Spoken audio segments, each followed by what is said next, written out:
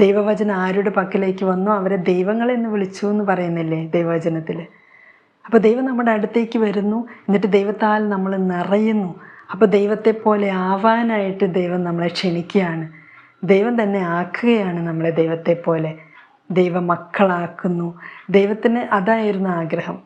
തൻ്റെ ഛായയിലും സാദൃശ്യത്തിലും മനുഷ്യനെ സൃഷ്ടിച്ചപ്പോൾ ദൈവത്തിൻ്റെ ആഗ്രഹം എന്തായിരുന്നു? എൻ്റെ ഈ ദൈവിക ജീവനിൽ ഇവരും പങ്കുകാരാവണം, എൻ്റെ ഈ ദൈവിക പ്രകൃതിയിൽ ഇവരും പങ്കുകാരാവണം.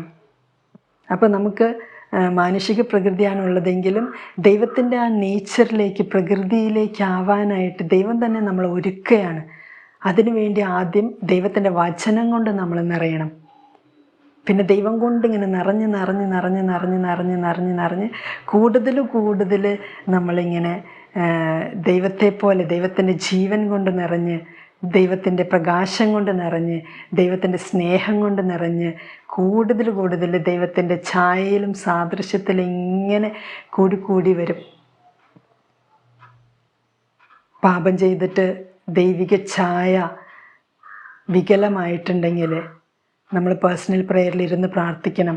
ദൈവമേ, അങ്ങയുടെ ഛായയിൽ അങ്ങനെ സൃഷ്ടിച്ചു, പക്ഷേ ഈ ഛായ എൻ്റെ പാപം കൊണ്ട് ഞാൻ വികലമാക്കിയല്ലോ, വിരൂപമാക്കിയല്ലോ, വികൃതമാക്കിയല്ലോ.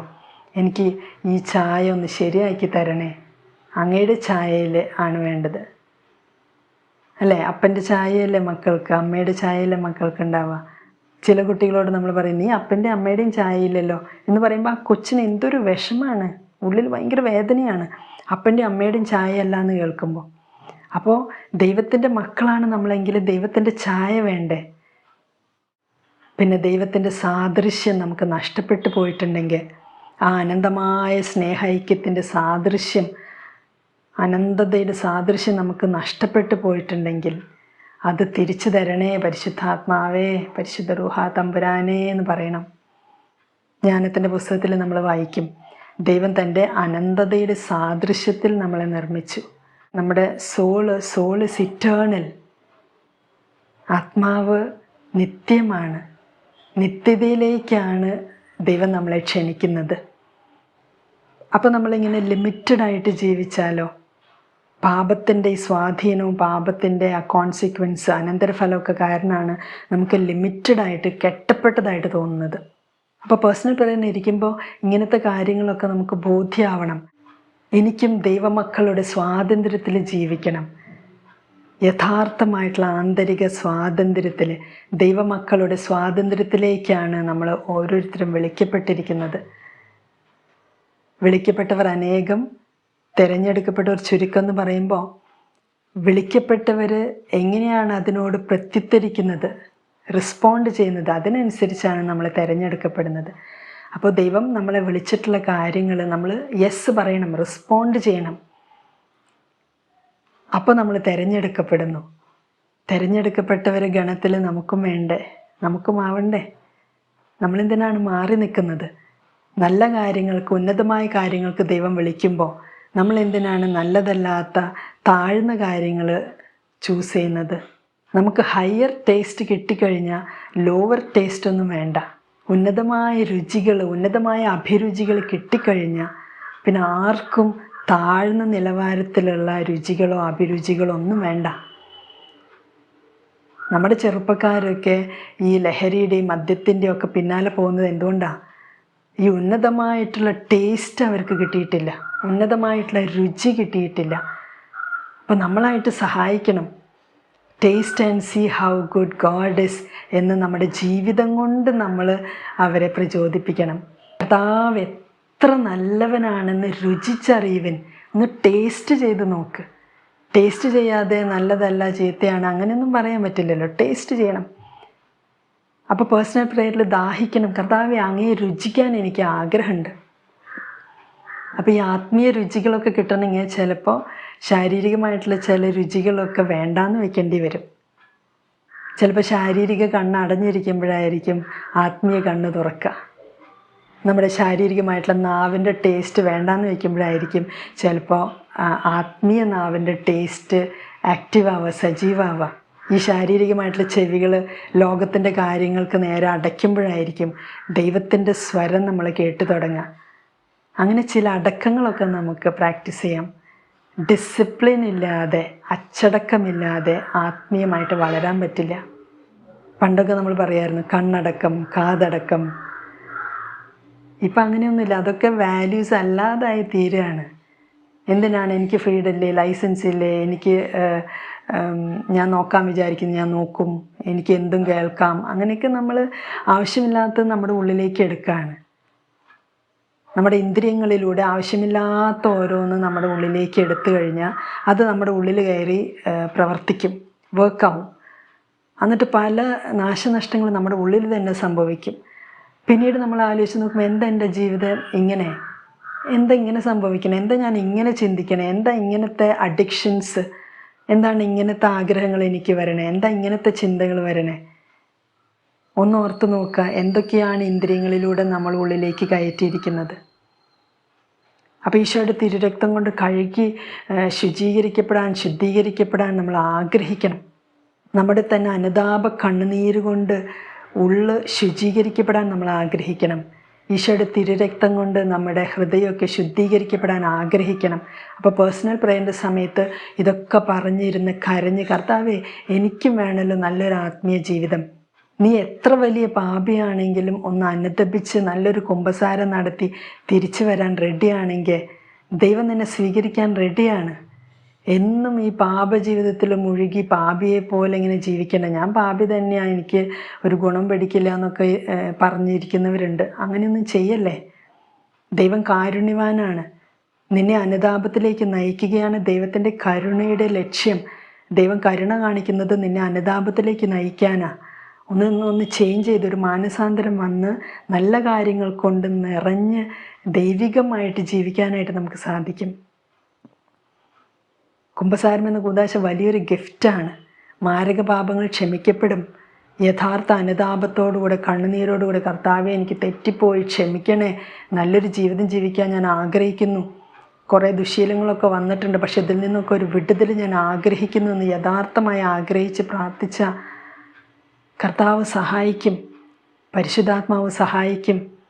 സഹായിക്കാനായിട്ട് മറ്റു മനുഷ്യരെ ദൈവം അയക്കും. നിങ്ങൾക്ക് എന്തെങ്കിലും പ്രത്യേക പ്രാർത്ഥനകൾ വേണമെങ്കിൽ ഞങ്ങളോട് ചോദിച്ചാൽ മതി. കമൻറ്റ് ബോക്സിൽ എഴുതുകയോ അല്ലെങ്കിൽ ഇമെയിൽ ID ഉണ്ട്, ഇമെയിൽ അയക്കുകയൊക്കെ ചെയ്ത പ്രാർത്ഥനാ നിയോഗങ്ങൾ ഞങ്ങൾ സമർപ്പിച്ച് പ്രാർത്ഥിക്കാം. ഞങ്ങൾക്ക് വേറെ പണിയൊന്നുമില്ല, പ്രാർത്ഥിക്കുക മാത്രമാണ് പണി. ദൈവത്താൽ നിറഞ്ഞിരിക്കുക, ദൈവം നിറയ്ക്കുന്ന ദാനങ്ങൾ ആസ്വദിച്ച് അങ്ങനെ പൂർണ്ണ ഹൃദയത്തോടും പൂർണ്ണാത്മാവോടും പൂർണ്ണ മനസ്സോടും പൂർണ്ണ ശക്തിയോടൊക്കെ ദൈവത്തെ ആരാധിച്ച് സ്നേഹിച്ച് അതിൽ നിന്ന് വരുന്ന ഫലങ്ങൾ എല്ലാ മനുഷ്യരിലേക്ക് ഒഴുക്കി മധ്യസ്ഥ പ്രാർത്ഥന നടത്തി ആത്മീയമായി സഹായിച്ച് ജീവിക്കലാണ് ഞങ്ങളുടെ പണി. അതുകൊണ്ട് നിങ്ങൾക്ക് ഒറ്റയ്ക്ക് പറ്റുന്നില്ല, ആരും പ്രാർത്ഥിക്കാനില്ല, സഹായിക്കാനില്ലെങ്കിൽ നിങ്ങൾ നിയോഗങ്ങൾ എഴുതി കഴിഞ്ഞാൽ ഞങ്ങൾ തീർച്ചയായും പ്രാർത്ഥിക്കുന്നതായിരിക്കും. പ്രാർത്ഥന കൊണ്ട് ശക്തിപ്പെടുത്താനും സഹായിക്കാനും പറ്റും. അതാണല്ലോ കണ്ടംപ്ലേറ്റീവ് ലൈഫിൻ്റെ ഒരു മിനിസ്ട്രി എന്ന് പറയുന്നത്, ശുശ്രൂഷ എന്ന് പറയുന്നത്. ആത്മീയമായിട്ട് ആൾക്കാരെ സപ്പോർട്ട് ചെയ്യുക, ആത്മീയമായിട്ട് പ്രാർത്ഥിച്ച് ശക്തിപ്പെടുത്തുക, ഉള്ളിൽ ദൈവം നിറയ്ക്കുന്ന ദാനങ്ങൾ പകർന്നു കൊടുക്കുക. ഞങ്ങൾ ഈ മൊണാസ്റ്റിക് ലൈഫ് ചൂസ് ചെയ്യുമ്പോൾ ലോകം വേണ്ട, ലൗകികമായിട്ടുള്ളത് വേണ്ട, ജഡികമായിട്ടുള്ളത് വേണ്ട എന്നൊക്കെ വെച്ച് ഇങ്ങനെ മാറിയിരിക്കുന്നത് വേറെ ഒന്നിനുമല്ല, ദൈവത്താൽ നിറയാൻ, കൂടുതൽ ദൈവത്താൽ നിറയാൻ, ദൈവത്തിൻ്റെ ദാനങ്ങളാൽ നിറയാൻ, എന്നിട്ട് തിരുസഭ മുഴുവനിലേക്കും ഞങ്ങളാലാവുന്ന വിധം കോൺട്രിബ്യൂട്ട് ചെയ്യാനായിട്ട്, സഭയുടെ നിക്ഷേപത്തിലേക്ക്, to the treasury of the church. Eesho ഏറ്റവും കൂടുതൽ അതിലേക്ക് കോൺട്രിബ്യൂട്ട് ചെയ്തിട്ടുണ്ട്. പിന്നെ പരിശുദ്ധ അമ്മ, വിശുദ്ധർ. അപ്പോൾ അതിലേക്ക് നമുക്കും നമ്മുടെ ചെറിയ ചെറിയ കോൺട്രിബ്യൂഷൻസ് ഇടാം. ദൈവത്തെ അനുഭവിച്ചു കഴിഞ്ഞാൽ, ദൈവത്തിൻ്റെ ദാനങ്ങൾ അനുഭവിച്ചു കഴിഞ്ഞാൽ അതിങ്ങനെ നമുക്കൊരു നിറവിൻ്റെ ഫീലാണല്ലോ. ആ നിറവിൻ്റെ ഫീലിൽ നിന്ന് നമുക്ക് മറ്റുള്ളവർക്ക് അത് കിട്ടണം എന്ന ആഗ്രഹം വരും. എന്നിൽ എന്താണ് നിറഞ്ഞിരിക്കണേ അത് കർത്താവെ മറ്റുള്ളവരിൽ നിറയ്ക്കണേ എന്നുള്ളൊരു പ്രാർത്ഥന തന്നെ വരും. നമ്മൾ നിറഞ്ഞു കഴിഞ്ഞാൽ മറ്റുള്ളവർ നിറയണമെന്നാണ് ആഗ്രഹം. ഈ നിറവില്ലാത്തത് കൊണ്ടാണ്, എംപ്റ്റി ആയിട്ട് ഇരിക്കുമ്പോഴാണ് നമുക്ക് സെൽഫിഷ്നെസ്സും മറ്റ് തിന്മയുടെ കാര്യങ്ങളൊക്കെ വരുന്നത്. അതുകൊണ്ട് ആത്മീയ ഭക്ഷണം കഴിച്ച് ആത്മീയ ഊർജ്ജമുള്ളവരായി, ആത്മീയമായിട്ട് ഫ്രൂട്ട്ഫുള്ളായി, ഫലം നൽകുന്നവരായിട്ട് നമുക്ക് ജീവിക്കാം. എന്നെ ശ്രവിക്കുന്ന നിങ്ങൾക്ക് ഓരോരുത്തർക്കും, നിങ്ങൾക്ക് എല്ലാവർക്കും ഈ ആത്മീയ ഗിഫ്റ്റ് കിട്ടട്ടെ. നിങ്ങളും ദൈവത്താൽ നിറഞ്ഞ് ജീവിക്കാനായിട്ട് ഇടവരട്ടെ. ഈശോ തന്നെ നിങ്ങളുടെ നെറ്റിയിൽ കുരിശ് വരച്ച് നിങ്ങളെ ബ്ലെസ് ചെയ്യട്ടെ. ദൈവം സമൃദ്ധമായിട്ട് അനുഗ്രഹിക്കട്ടെ. നല്ലൊരു ജീവിതം നിങ്ങൾക്കുണ്ടാവട്ടെ. ദൈവത്തോട് അടുത്തുള്ള, ദൈവത്താൽ നിറഞ്ഞുള്ള നല്ലൊരു ജീവിതം ഉണ്ടാവട്ടെ. എന്ത് തന്നെ ചെയ്യായാലും, നിങ്ങളുടെ എന്ത് ജോലി ആയാലും, ഏത് തരം വിളികളായാലും, നിങ്ങൾ ആര് തന്നെ ആയാലും, ഏക സത്യ ദൈവത്താൽ നിറയപ്പെടാനുള്ള അവസരം കർത്താവ് നിങ്ങൾക്ക് തരികയാണ്. കർത്താവ് നിങ്ങളെ വിളിക്കുകയാണ്. ആ വിളിയോട് യെസ് പറഞ്ഞ് അതിന് അനുസൃതമായിട്ടുള്ള ചോയ്സുകൾ, തിരഞ്ഞെടുപ്പുകൾ നടത്തി, ഡിസിഷൻസ് എടുത്ത്, തീരുമാനങ്ങളൊക്കെ എടുത്ത് ഓരോ സ്റ്റെപ്പ് എടുക്കുക. 1 സ്റ്റെപ്പ് അറ്റ് എ ടൈം. ഒരു സ്റ്റെപ്പ്, പിന്നെ അടുത്ത സ്റ്റെപ്പ്, അങ്ങനെ മെല്ലെ മെല്ലെ മെല്ലെ മെല്ലെ കയറി വരാം. ഇനി ഓൾറെഡി നിങ്ങൾ സ്പിരിച്വലായിട്ട് വളർന്നവരാണെങ്കിൽ കൂടുതൽ ദൈവകൃപയാൽ നിങ്ങൾ നിറയാനായിട്ട് ഇടവരട്ടെ. കൂടുതൽ ദൈവത്തെ അനുഭവിക്കാനും ആസ്വദിക്കാനും അതിൻ്റെ ഫലങ്ങൾ കൂടുതൽ വ്യക്തികളിലേക്ക് ഒഴുക്കാനും ഇടവരട്ടെ. സ്വന്തം ആത്മാവിനെ നേടാനും അനേകം ആത്മാക്കളെ നേടാനും ഇടവരട്ടെ. അങ്ങനെ ഈശോയുടെ രണ്ടാമത്തെ വരവിന് മുമ്പ് നമ്മളെല്ലാവരും ഒരുക്കമുള്ളവരായിരിക്കട്ടെ. നമ്മളെ കണ്ട ഈശോയ്ക്ക് അങ്ങനെ പൊക്കിക്കൊണ്ടുപോകാൻ തോന്നണം. നമ്മളെ കണ്ട ഈശോയ്ക്ക് അങ്ങനെ പൊക്കിക്കൊണ്ടുപോകാൻ തോന്നണം. അത്രയ്ക്ക് നമ്മൾ ഒരുങ്ങിയിരിക്കാം. നമ്മൾ ഒരുമിച്ച്, ആരും ഒറ്റയ്ക്കല്ല. ഇപ്പം ഈ ഭൂമിയിൽ ജീവിക്കുന്നവരൊക്കെ സമരസഭയിലല്ലേ, ഒരുമിച്ച് സമരം ചെയ്യാം. പർഗട്ടറി ശുദ്ധീകരണ സ്ഥലത്തിലുള്ളവർ സഹനസഭ, സ്വർഗത്തിൽ ഓൾറെഡി എത്തിയവർ വിജയസഭ. അപ്പം എല്ലാവരും ഒരുമിച്ച് കർത്താവിൻ്റെ രണ്ടാമത്തെ വരവിനായിട്ട് നമുക്ക് ഒരുങ്ങാം. ദൈവം നിങ്ങളെ സമൃദ്ധമായിട്ട് അനുഗ്രഹിക്കട്ടെ. Reign the Holy Ruach Lord, reign forevermore.